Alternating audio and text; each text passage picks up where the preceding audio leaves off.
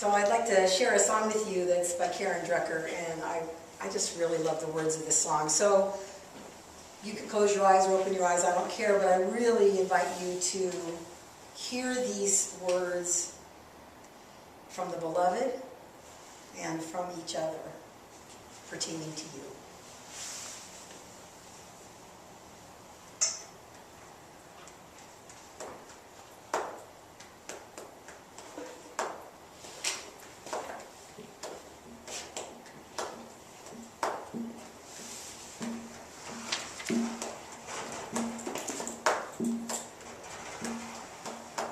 I see the beauty in you, I see the power in you, I see the greatness in you, and so it is.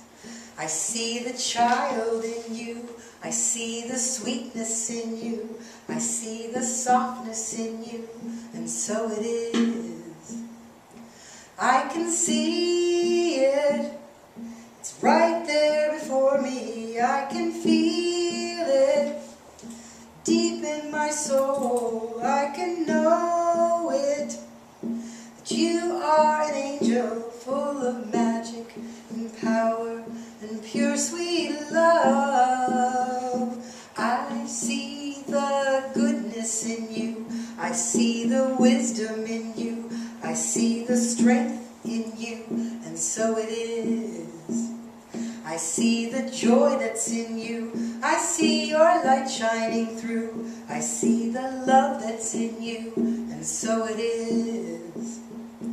I can see it right there before me, I can feel it deep in my soul, I just know it, that you are an angel full of magic and power and pure sweet love. I see the grace that's in you, I see the courage in you, I see the heart that's in you, and so it is. I see the beauty in you, I see the power in you, I see the greatness in you, and so it is. I see the beauty in you, I see the beauty in you, I see the power in you, I see the power in you, I see the softness in you, I see the softness in you, I see the joy that's in you, I see the joy that's in you, I see the beauty in you, and so it is. And so it is. And so it is.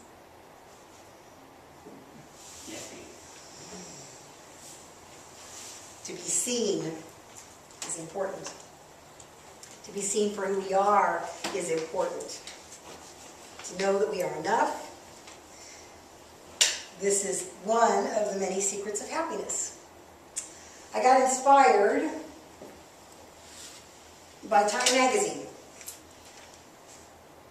Right when we moved here, I happened to be in the newsstand, and I don't generally buy magazines. And this Science of Happiness, the whole issue, is about the science of happiness. And I said, I need to buy that. There's no accident here that crossed my path. And plus I love smiley faces and emojis.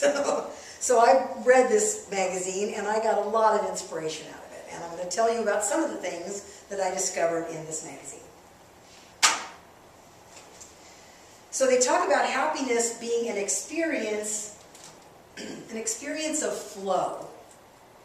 That when we're in the flow of life, we feel happy. I thought that was so interesting that this scientific study talked about flow. Then they talked about what stops flow. What stops this feeling of happiness when we have it. The biggest thing that they've discovered is dissatisfaction. That research has shown that as a species, we are never satisfied. We're never satisfied. We always want more than what we have. We get $1 million, we want $1.5 million. We have, this, we want more of that. It's just part of our nature. And that's not a bad thing. That's good for progress and for evolution. There has to be some level of dissatisfaction. We would have never left our caves if there was not some level of dissatisfaction, of wanting something else, of yearning for something else. So, in one regard, that's not a bad thing. But it may be hard on our happiness level, never being satisfied, never feeling enough, that we have enough or are enough. They also talked about two other things that really stop the flow. One is boredom. They said boredom really comes in when, especially with things, you know, we're like, oh, I really want this blouse, or this car, or these golf clubs. Oh, that's going to do it for me. I'm going to love life so much when I have these. And then we get it, whatever that thing is, and we're very quickly bored, dissatisfied. The sheen wears off quickly.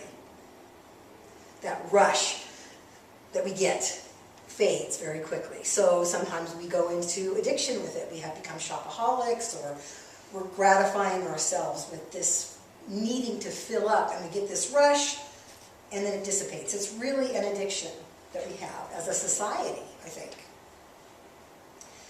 The other robber of flow, the other thief of flow, is comparison. This was very interesting to me. It talked about, it doesn't matter where we live, we're always comparing ourselves to the person next door. You know, we could be living in a terrible neighborhood and we're still going to be comparing ourselves to the person next door. We could be living in a super opulent neighborhood and we're still going to go, well, what do they have? Well, what about those guys? We're always comparing, contrasting. We will always be better or worse than somebody. That's just the nature of life. If we're looking at this opposites, you know, somebody's always going to have more, look better, whatever. And somebody's always going to be worse off than us. Always. Comparison is an exercise in futility, and it is an absolute thief of our happiness. Absolutely a thief. Again, I talked last week about synchronicities. And I love that today, just today, looking at Facebook, there was a little piece about women's magazines and how they always are telling us that we're not enough. Have a better body, have greater sex, have more of this, have less of that. Constant barrage. And then everything is Photoshopped, so there's no reality there anyway. It was fascinating. I posted, I read Science Mind magazine, I read Smithsonian, and I read Spirituality and Health. Because none of those tell me that I'm not enough. Not one. They teach me interesting things, and they affirm my life. So that's what I choose to look at. If I'm getting my nails done, I will flick through some of these magazines every now and again. They have no relevance in my life. And all I do, I don't feel inadequate, I just kind of put them away with like, well, that was a waste of my time. That was a waste of my time. Which is what comparison is. An absolute waste of our time. We've got much better things to do. The Science of Mind textbook speaks about this. I really love this little quote. On page 264, I contend with none, argue with none, and am filled with wonderful peace and light. There is no uncertainty about my future, and no fear as a result of my past. I live in an eternal now, which is filled with good alone. Goodness and beauty follow me. Peace and joy accompany me. Happiness and wholeness fill my entire being with the realization of love and perfection. I contend with none and argue with none. Oh, is that tough to do in today's world, right? It's just tough. And we get to choose. We get to have a choice about how we live our lives, what we want to do with it. In this magazine, it talked about the scientific studies that again and again have shown, it says happiness is, I'm putting in quotes, mostly a choice. Mostly. They said about 50% of our happiness seems to be genetic, which is kind of interesting. We all know people that are just naturally buoyant in life. And we also know people who are not. And it doesn't have much to do with the circumstances of their life. So they said about 50% appears to be genetic. 10% appears to be circumstantial. I thought that was fascinating. 10% of our happiness is based on our circumstances. That's a very small percent. But 40% of our happiness is a choice that we make. It's a choice. Barry Kaufman, years ago, wrote a great book, Happiness is a Choice. And that was kind of a radical idea at the time, but there's scientific basis to back that up these days. Things that we've known intuitively for decades. Science is now proving out. In these articles, it said that the 40% is governed by our choices, such as exercising or socializing, being in community. They really emphasize community. Imagine that. In this study, it said that people, community, are vital to our happiness. Vital. Feeling connected to something other than our own self and our own thinking is vital to our happiness. Vital. Now, doing that, being connected to others, being in community, can be challenging. When I'm by myself, I don't trigger myself much. I don't push my own buttons. But being in community, one of my really wonderful spiritual teachers says, we grow up all over each other. And I picture stones being tumbled in the river till they're smooth. We start off being rough and craggy, but together we tumble. We get thrown around in the melee of life. And if we're paying attention, and if we're willing to be vulnerable and authentic, and have it sometimes maybe be scary, then these challenges make room for us to grow.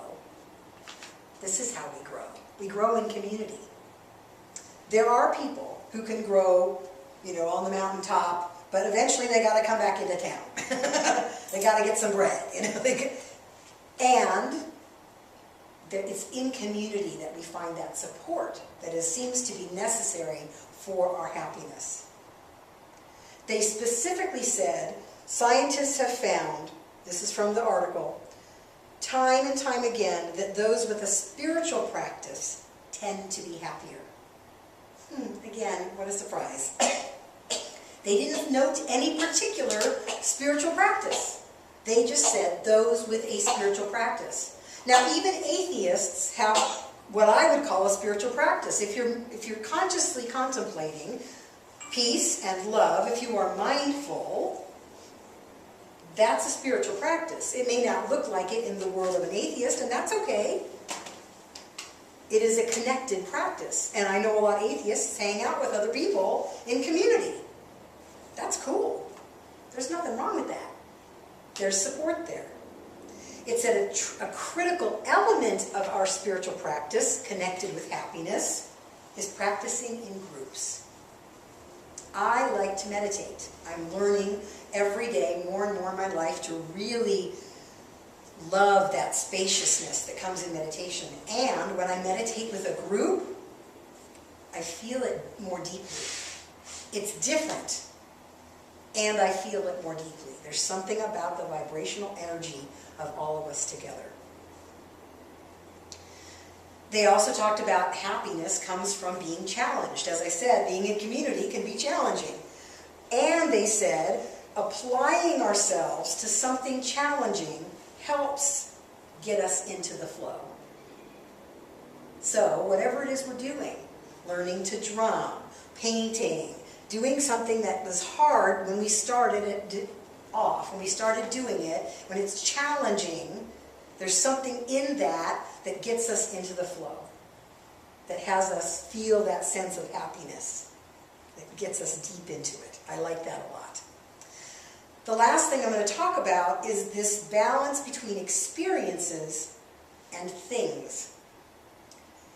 They said in the article that things, as we said earlier, the shine tends to go off fairly quickly. But experiences tend to blossom as we recall them. I love that idea. That as we have an experience, it tends to blossom the more we recall it. They said, the psychologist Tom Gilovich, who wrote a lot in this article, said, in your memory, you're free to embellish and elaborate. So they said you might have gone on a great trip to Mexico, and in your memory, you forget that it was hot, and that there were some bugs, and that there was that one day the food was not so great, but you remember, the blossoming of that memory is, oh, it was so beautiful, and our friends, we had such a great time, that we focus on that. So they said if you're going to spend money, because part of this article, the particular section that I was reading was about money and happiness. Can money buy happiness? And they said, well, if you're going to spend your money, spend it on experiences, not on things. And I've read that a lot on Facebook lately too. And they said if you're going to buy things that encourage experiences, like dancing lessons or hiking boots. Something that gets you into an experience. Maybe a new phone that you can take beautiful pictures with and go out into the world. Something that will encourage an experience. Rather than something, they said books can be a thing or an experience. You buy a book and it sits on the shelf, it's a thing. You buy a book and you dive into it and you get lost, now it's an experience. So really, things can be beneficial. They can give us experiences, but it takes some mindfulness, some consciousness to transmute them. That's our form of transmutation. The longer quote that Clancy read for us so beautifully this evening, it's a little bit longer. Life responds to us in the way we approach it. That comes back to choice. It said we should choose, but I don't like the word should, so I changed it just a little. Life responds to us in the way we approach it. We can choose that which we wish to embody, and by constant attention to it, take on all its characteristics. Let us choose to be identified with power, with love, with beauty, with peace and happiness. Let us identify ourselves with abundance and success. Life responds to us in the way we approach it. I choose to approach life with happiness, with joy. Generally, that's how life responds to me, generally.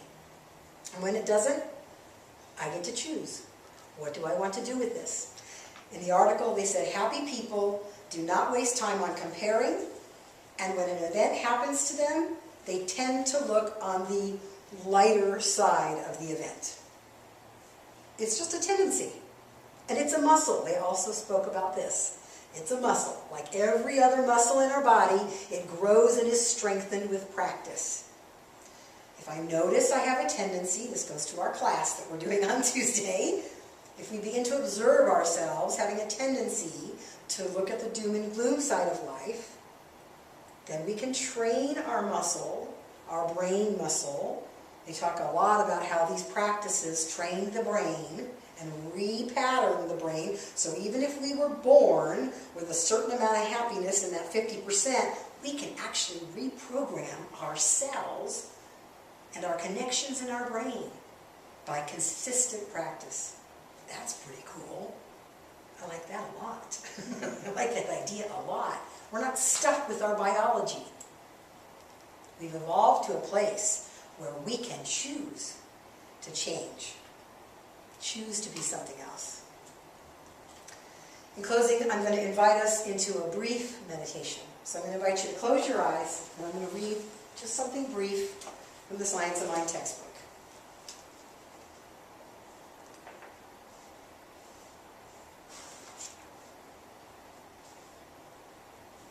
Take a breath.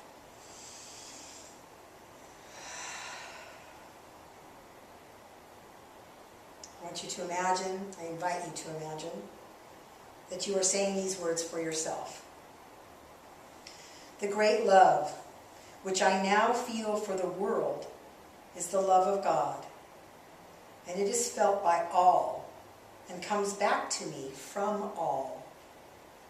I understand all people, and this understanding is reflected back to me from all. I give friendship, and therefore I have friends. I help, therefore I am helped. I uplift, therefore I am uplifted. I am now surrounded by all love, all friendship, all companionship, all health, all happiness, all success. I am one with life. I wait in the silence while the Great Spirit bears this message to the whole world.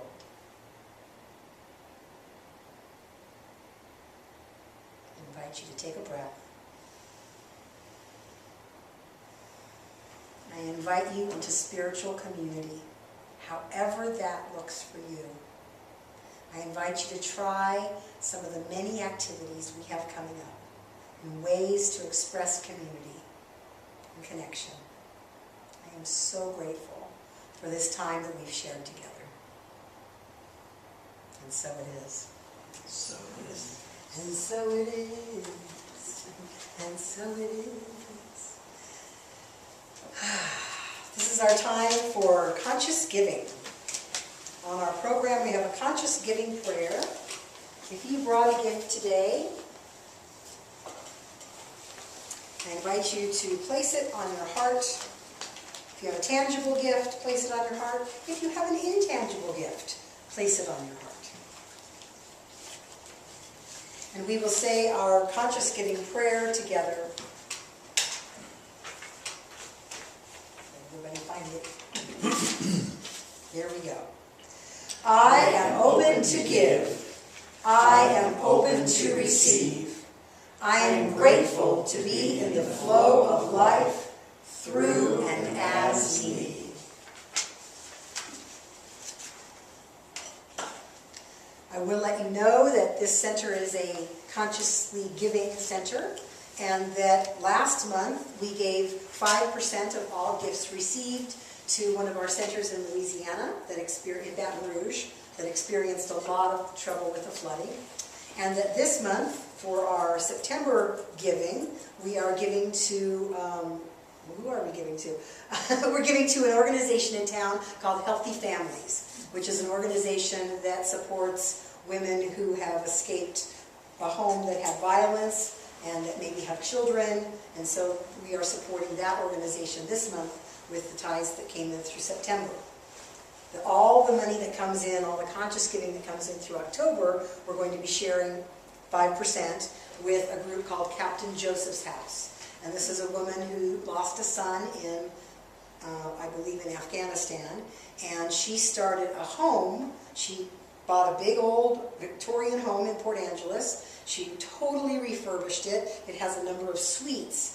And she brings families, Gold Star families, who have lost someone in a conflict, to the home for a week-long retreat, rest, love up, and refresh for them. So we're going to be donating to that cause. So we're looking for organizations in our community, nonprofits, that do good work. So if you come across one and you think, oh, this is a great cause, then let us know. As a board, we will vet them and then we will support that organization. So we're happy to be part of that flow.